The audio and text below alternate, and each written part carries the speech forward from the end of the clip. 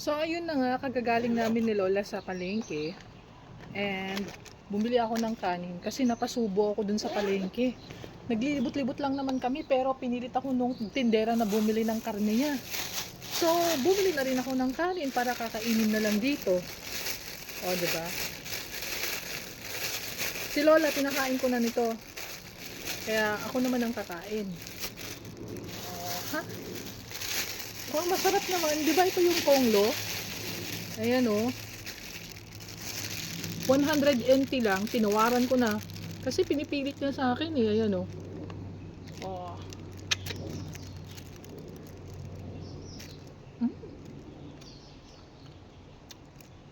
Hop.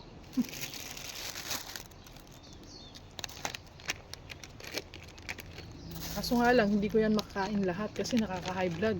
Mas maganda yung manok. Kaya bumili na rin ako ng kanin. So, kain tayo. Oh my God. Unang subo sa inyo. Mm.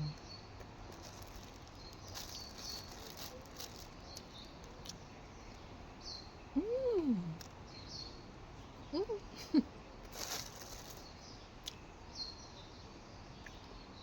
Ang sarap. Grabe. Mm.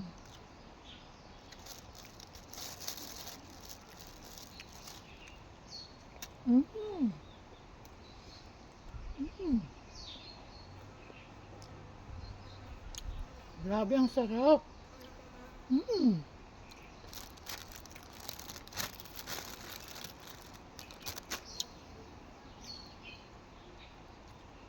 High blood is waving na to.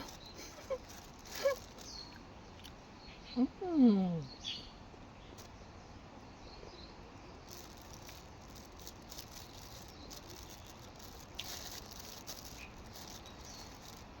Hindi sana ako bibili. Pero yung tindera ang galing mag-sell stock. Nilapitan ko lang yung karne. Tapos, tiningnan ko lang. Oh, gusto mo to? Sabi niya sa akin. Kon lang to. 150, 150. Sabi niya sa akin. Hindi. Sabi ko, hindi ako bibili. Pero sabi niya sa akin, sige na, bili ka na. Tapos, ang ginawa niya, kinilo niya, saka niya sinupot. Tapos, hiniwa-hiwa na. Wala na. Binayaran ko na. Pero sabi ko, 100 lang.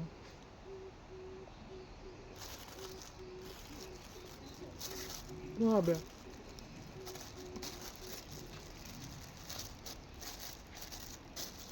Bumili na ako ng kanin. Ang sarap.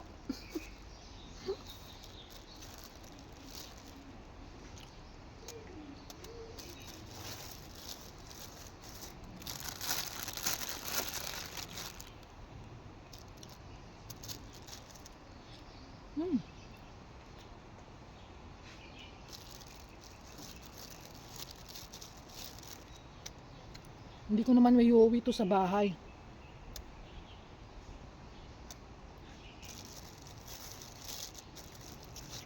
Nakainin ko na lang dito.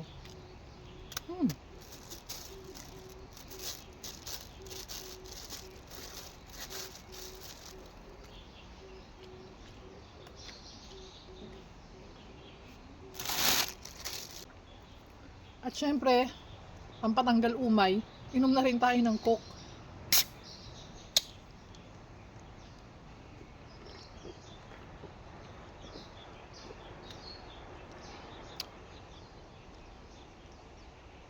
Minsan lang to. Hindi naman ako kumakain ng pag may gusto ko lang, pag nagke-crave lang ako, pinagbibigyan ko yung sarili ko. Sakto lang yung binili kong isang kanin. Kasi pag nagdalawa pa ako, busog na ako, hindi na ako makakain sa bahay.